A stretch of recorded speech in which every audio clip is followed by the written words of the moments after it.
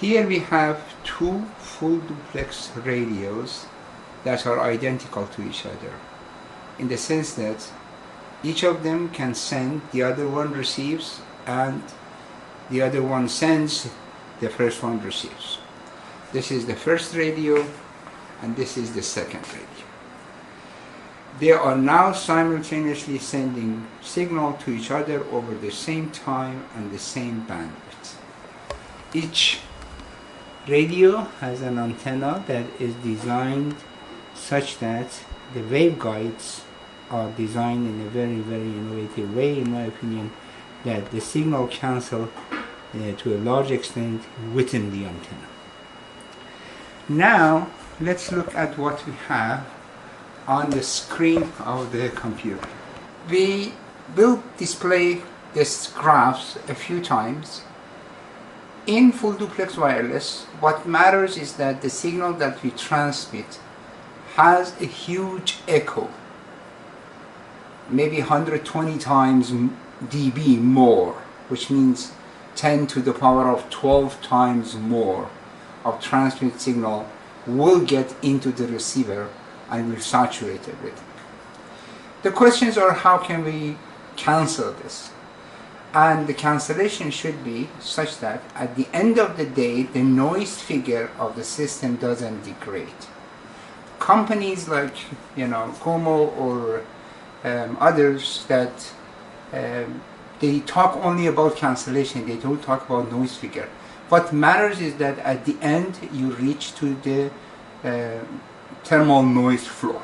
Now let's see what are each of these curves. This purple one is the coupling that we have between the two terminals of the antenna, and we are transmitting at 10 dBm, and this is because the university regulation doesn't allow us to send more. As you see, antenna on its own has a cancellation of 26 or 27.6 dB. Then we have a single stage of a single filter, analog filter, and sometimes it cancels more, sometimes it cancels less, but on the average has brought the cancelling maximum of 14 dB and then 9.4 dB.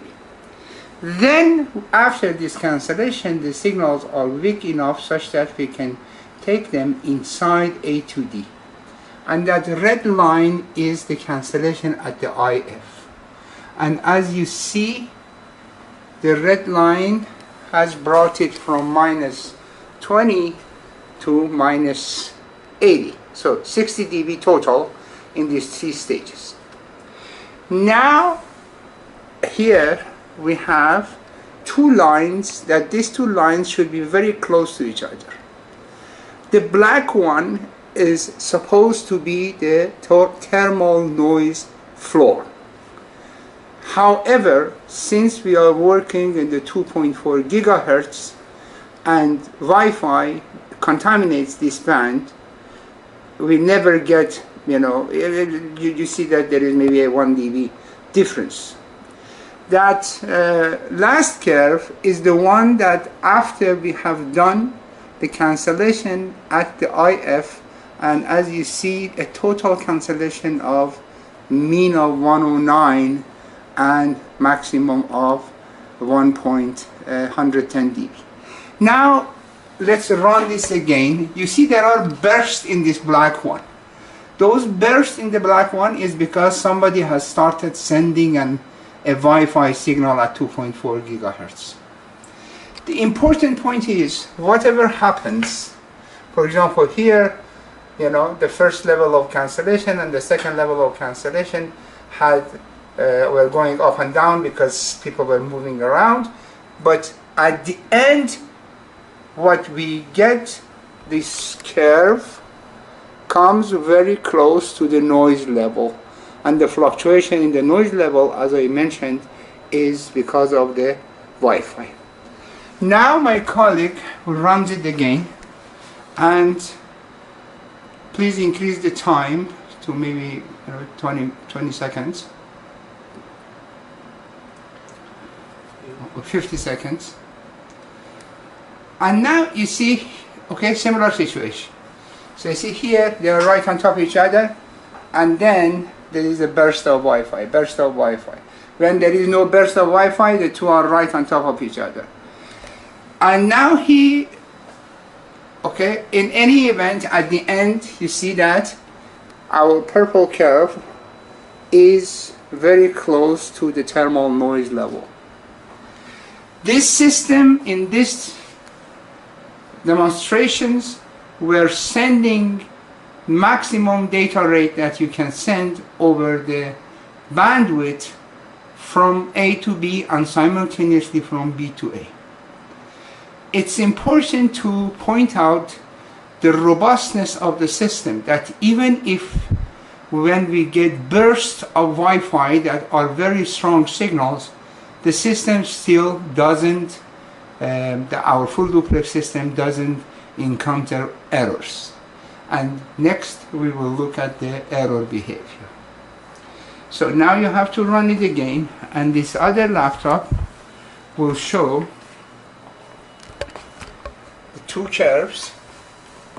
One is error rate and the other one is data rate. Now error rate, can you please put your, is it running? No, you have to run it.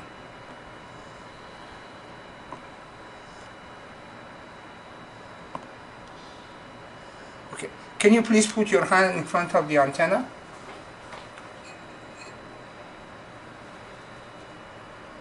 One more. Yeah, you see, there are some errors, but it went back to normal. Why the error are displayed with delay? Because these are happening at the microsecond time scale, and we are sampling them, slowing them down, and showing them at a speed that human eye can see. Now, I go back here. Can you run it again? And again, put your hand in front of the one of the antennas.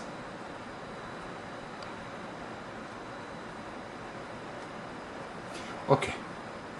So you see, when he put his hand in front of the antenna, okay, so you look at this red curve, how it jumped up, this one, but final cancellation is still at the noise level. What you see here is Wi-Fi. This is Wi-Fi. This is Wi-Fi. What matters is that our curve, the final outcome, and you see that we have cancellation in the range of 116, 111, 110, we reach to the thermal noise level, which means that there is no way that somebody can do better than this. We have obtained two completely clean line of communication over the same spectrum, transmitting at the same time. Thank you.